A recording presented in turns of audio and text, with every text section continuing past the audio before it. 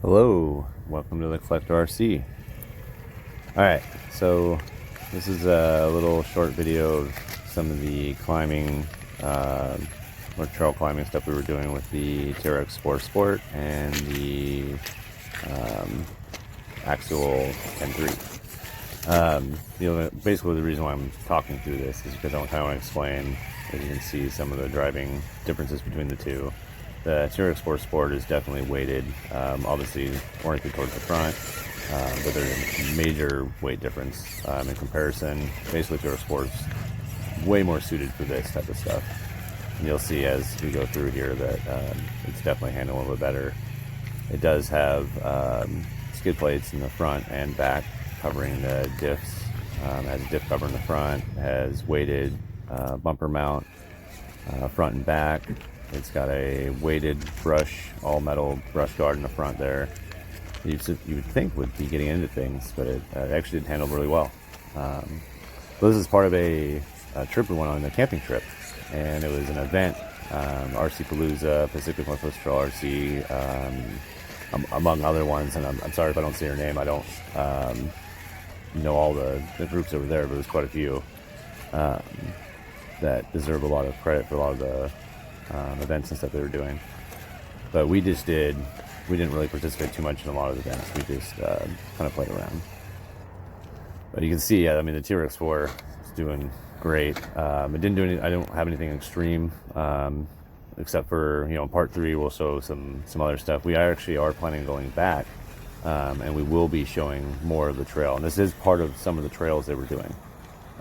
They had gates and stuff, and we did participate in the very first for fun event. It was a night crawl. It was daylight still, but still fun. But this is part of that trail. But you can see it's super smooth. Had no problems with it whatsoever. It's pretty much out of the box as far as electronics. I haven't changed anything. It's still stock. Yeah. So this is the 10-3. There's no weight added to this whatsoever. It's the kit.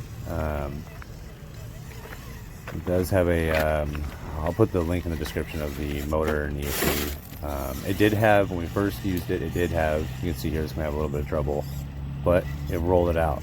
So and that's it. It did have a roof rack on it, which I'll also put that link so people have been asking about it, and you have seen it on there before. But with no weight in it, the roof rack is so heavy, it couldn't do it. So I ended up taking it off. You can see it gets on 3 wheels a lot. You'll see here, we'll go slow motion, kind of going up. I went ahead and kind of floored it up to the dirt, and you would think that the weight would hold it down, but it's really just, as you can see, it kind of starts to dig a little bit.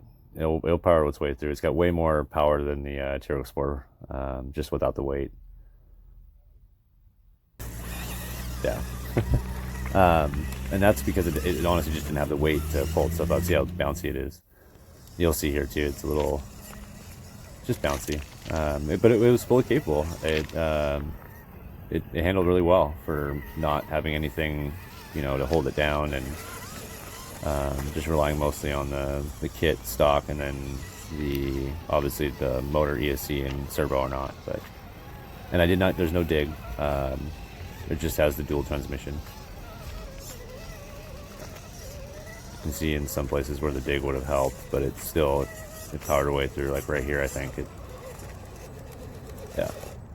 And a little, there you go. But it was a lot of fun. This is Lake Ketchelis. Hope I said that right. In Washington. You can see the background there. It's an amazing place. Plenty of RC stuff to do, bashing, crawling. In the third video, the last part of this series, will show way more of all the stuff it has there. It's an amazing place. Yeah. So anyway, so that's just kind of showing the differences of the crawls we did, of the two, and having the weights and not having the weights, but they're still capable, still fun. And soon we will have the weights in the 10-3, and will be some more upgraded stuff. But hope you guys are enjoying life as we move forward.